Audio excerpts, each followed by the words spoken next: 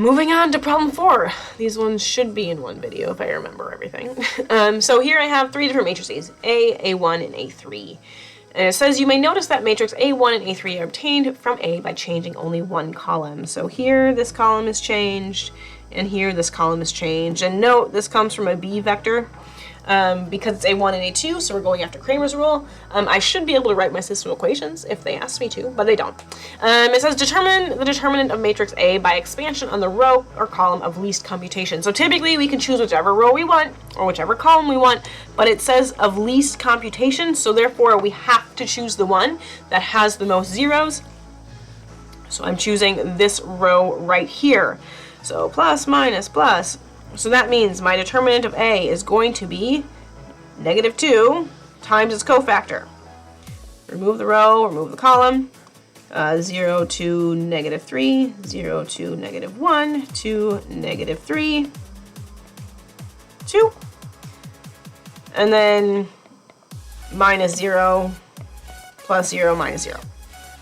So if I want to go ahead and find this cofactor, note the cofactor sign on this is a plus. That's why I wrote it down up front there. So here I'm going to go ahead and find this matrix using cofactor expansion on this row.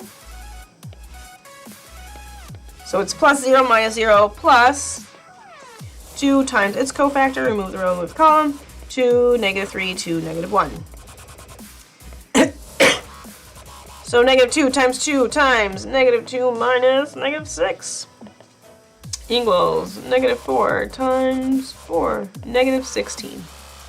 There we go. There's my determinant of A. It is a 4x4, but it's not that many computations because we have so many zeros in one of our rows. In another row. Okay, that's A. Part B.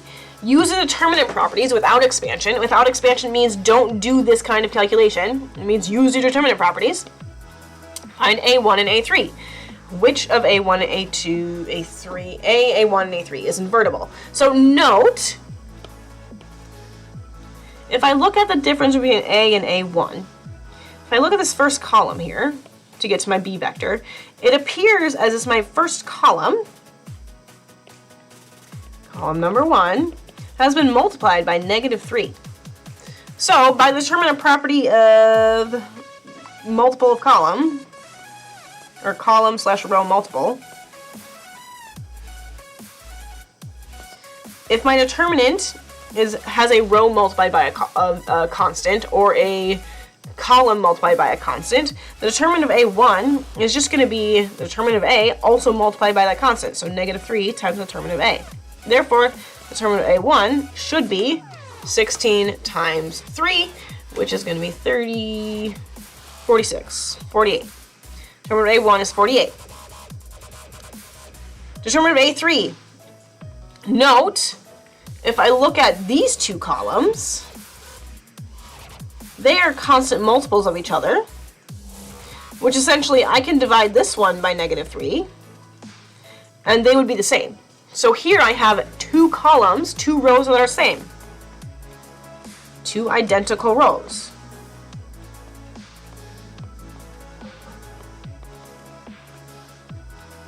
If I have that, then my determinant should be equal to 0.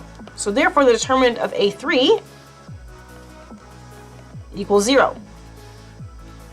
Because two of my columns are identical. They're constant multiples of each other, but same idea. We can go ahead and divide, use the combination of these two rules, and just show that if I divide this by -3, I'm going to have two identical columns. So identical columns, my determinant 0. If I multiply 0 by -3, it's still 0. Okay, so which of A1 and A3 is invertible? So A1 and A are invertible. Because they have determinants that are not equal to 0.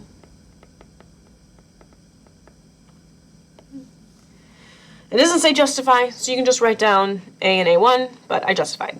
So C, using the determinant properties, find 2 times A1. So note it's talking about A1. Pay attention to that. Versus A in here. Okay, so that messed me up the first time I looked at these problems. So the determinant of A1 inverse would be 1 over the determinant of A1, which is 1 over 48, times 2. If I multiply it by 2, that means I'm multiplying 4 rows by 2, which means I'm multiplying it by 2 4 times. Equals 16 over 48. If I simplify that, that should be 1/3.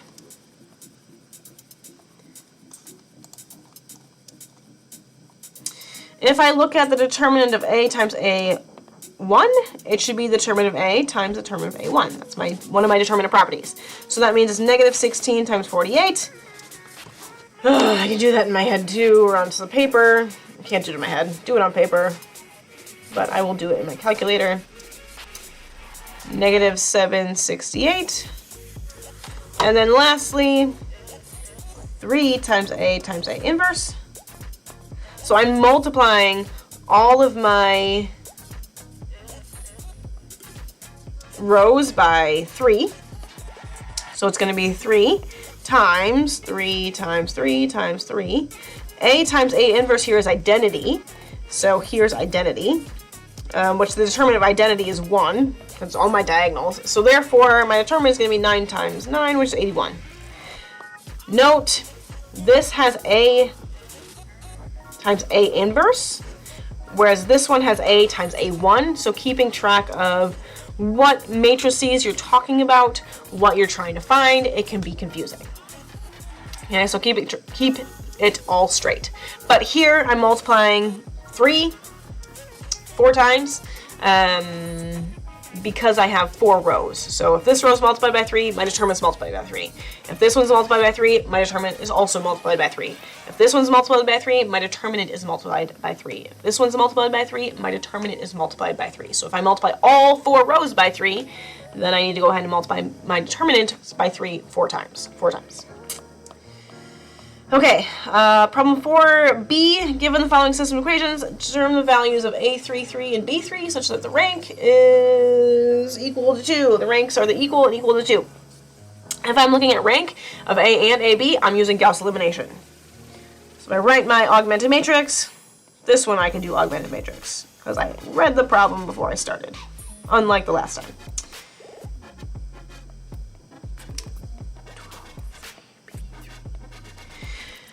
Okay, to get to Gauss elimination, get to REF, I need to make those a 0. So row 2 equals 2 times row 2 minus row 1. So that's 2 minus 2, negative 4 minus 3, 2 minus 4, 6 minus 12. And row 3 is going to be row 3 minus 2 times row 1. So 4 minus 4, negative 1 minus 6, A33 minus 8, and then B3 minus 24. When I do that, I end up with this. Row 1 doesn't change. Row 2 becomes 0, negative 7, negative 2, negative 6, and row 3 becomes 0, negative 7, A33 minus 8, and B3 minus 24. Okay, so note, it says find the values of A33 and B33 such as the rank of A and the rank of AB are equal to 2. That means I want to end up with zeros, which means these numbers need to be the same as the numbers in this row. Negative 7 matches. That's good. But A33 minus 8 must equal negative 2, which means A33 equals 6. Same thing here. B3 minus 24 must equal negative 6, which means B3 equals 18. Okay, there we go. So given your values from part A, determine the following.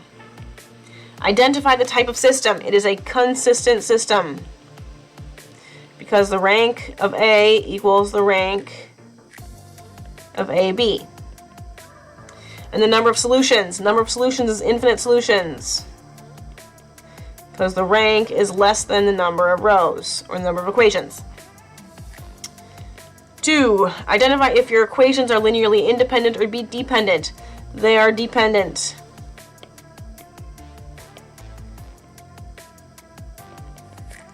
Because my rank is less than the number of rows. Identify the span of your equation, so we did not talk about span, so don't worry about that one. It's crossed out in the problems anyway. Identify or solve the system of equations using Gauss elimination to REF. Okay, so I'm going to go ahead and continue.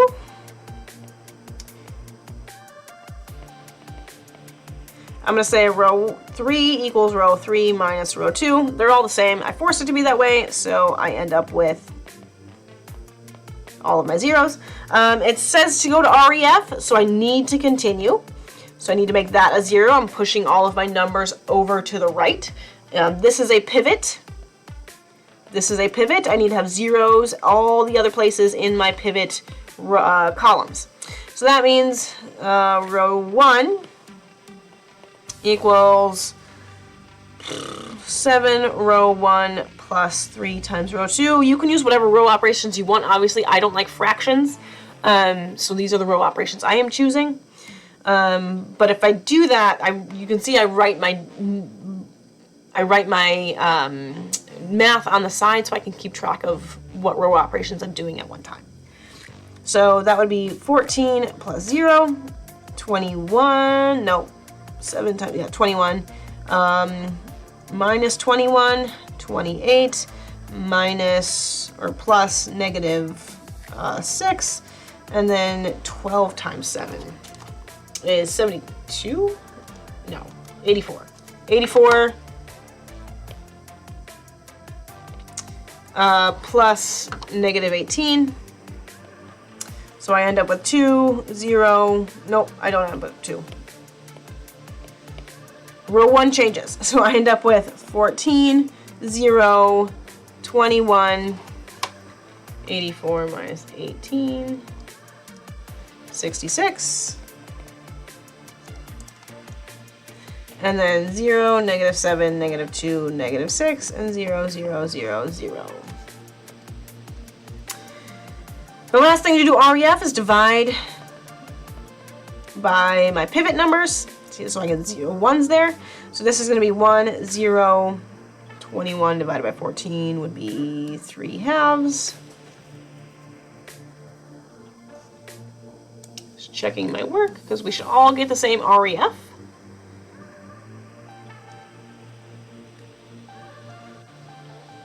No, yeah. 66 divided by 14.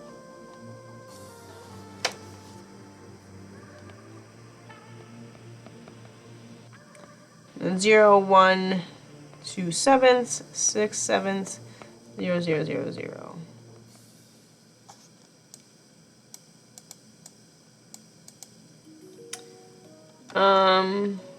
Okay. Solution tells me I made a mistake somewhere.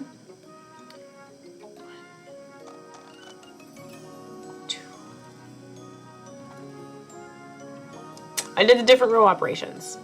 Regardless of the row operations, we should all get to the same answer. So I got this one to match the solution, but not this one. So let me go ahead and check my row, how it changes. 2, 3, negative 12. Row 1 only changed here. So did I do my math wrong? So multiplying row 1 by 7. So 14, 21, 28, 84. Multiplying row 2 by 3. 0, negative 21, negative 6, negative 18.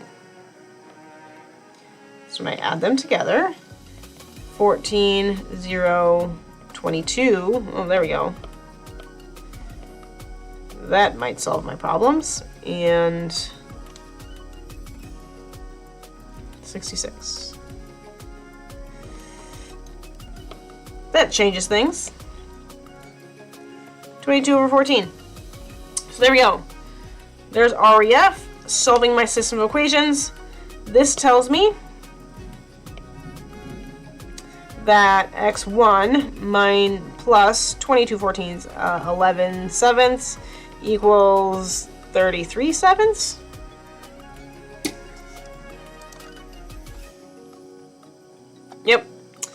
This one tells me x2 plus 2 sevenths equals 6 sevenths, or x1, don't forget your x3s, equals 33 sevenths minus 11 sevenths x3.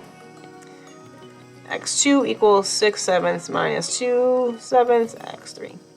Or my solution should be this. There's x1.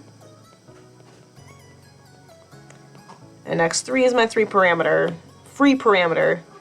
that I'll just name t.